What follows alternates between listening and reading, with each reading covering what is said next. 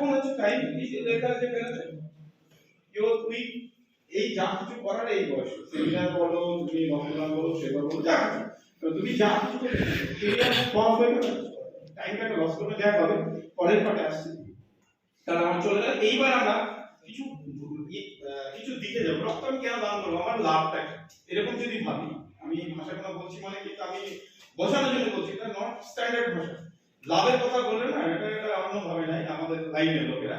আমি মাঝে মাঝে বোঝাই যে লাভ কেন আমি লাভ দেবো, কারণ এখন কমার্শিয়াল লাইফ জামান সব আত্মকেন্দ্রিক মানুষ, এবং যে রক্ত দান করে যদি দেখা যায় তার রক্তে একটা মানুষের যেমন জীবন বাঁচে, তোমার আমার মতো সুন্দর একটা মানুষ, সুন্দর পৃথিবীতে সবাই বাঁচতে চায়, সেই মানুষ যেমন বাঁচছে, তার চেয়েও ভালো দিক হচ্ছে যিনি রক্ত দান করে বা যে দান করে তার কত সুবিধা আছে, একটু সুন্দর কোনো অবাক হয়ে যায়।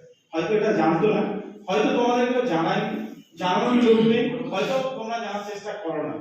অনেক আছে এই যে 6টা ব্লাড ব্যাংক আছে, সহজে এইসব কথা বলে না, তাদের হয়তো সময় থাকে না বা পরিস্থিতি আসে তাই বলে না।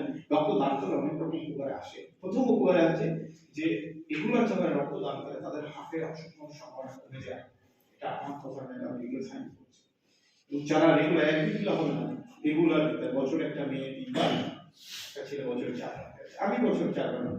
তো সেই জায়গায় জানি এটা আমার হাতে পাওয়ার জন্য অঙ্কটা এটা আমাদের বলতে হয়, কারণ আমরা দিই, আমরা না দিলে আর কাছে তোমরা দেবে। সেকেন্ড হচ্ছে কিডনির যে কাজ সেটা ভালো হয়, ভালো এক কথায় কিডনি ভালো থাকে। ক্যান্সার রোগ হয়, কি কি ক্যান্সার হয়, পাকস্থলীয়, ফুসফুস ক্যান্সার, এই ধরনের এই ক্যান্সার রোগ হয় রক্তদান। হাই প্রেশার যাদের আছে তাদের কন্ট্রোল হয়ে যায়, যদি এটা আমার মুখের কথা হয়, কোনো একটা সমস্যা বা স্যালার যদি একটু প্রেশার 50 বা 60 থাকে, মেডিকেল অফিসারের কথা বলে আপনার একটু রক্তদান পাঠিয়ে দিচ্ছি, এটা আপনাদের হাতে যাবে, বুঝতে পারবেন প্রেশার কি কথা। আমার কিন্তু ক্লাস প্রফেসর বলছি যদি একদিন দেবেন দেখবেন, তারপরে যদি একটু প্রেশার বাড়া থাকে নিজেই বুঝতে পারবেন। সেকেন্ড, ওজন যদি বেশি থাকা হতে থাকে, ওজন কন্ট্রোল হয়ে যায়।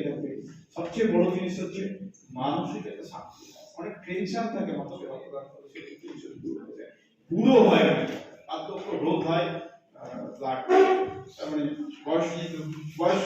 বয়স্ক লোক সেটি তার ভিতরে একটা 18 থেকে 30 বছরের একটা মানুষের কাছে কাজ করে যাওয়ার দিকে আমরা অনেক দিওয়ানাকে দেখতে পাই আমাদের জেলায়, জেলার বাইরে আমরা কাজ করি, বছরে 220 আমরা ক্যাম্প করি জেলার বাইরে। অনেক পাগল দিওয়ানা আছে, রক্তদান শিবির হলে ছুটে যায় নিজের সংসার, অনেক টোটো অটোওয়ালা আছে, আমাদের কাছে সেই মানুষটা দাঁড়াতে হতে পারে একটি বড় অফিসার, কিন্তু রক্তদানের ক্ষেত্রে না ওই অফিসার আছে আমার কাছে, ওই মানুষটা যে মানুষটা তোমার বিপদ সেই ধরো তোমার বিপদ হয়েছে, বাবা মা কাকা কাকি অসুস্থ হয়েছে, রাত 12টার সময় ডাক্তারখানাতে নিয়ে যেতে হবে, তাহলে সেই সময় বৃষ্টি হচ্ছে, সেই মানুষটা ওই সময় তোমার বাড়ির লোকটাকে ডাক্তারখানাতে নিয়ে যাবে, জানবে সেই তোমার প্রকৃত বন্ধু।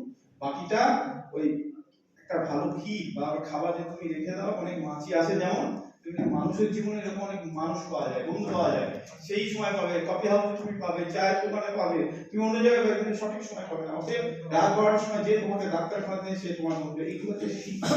তো আমাদের কাছে না ওই মানুষের যিনি রক্তদান করেন ওনার নাম তো সবাই, কারণ আমরা professional sector. What is the professional cell? Professional cell আপনাদের স্যারটা আপনাদের অবজেক্ট লাগছে না? না না, প্রফেশনাল সেলটা খুব ভালো জিনিস, থেকে কোনো পাবে না, এগুলো অভিজ্ঞতা থেকে আসে, পড়াশোনা থাকে। প্রফেশনাল সেল কি? প্রফেশনাল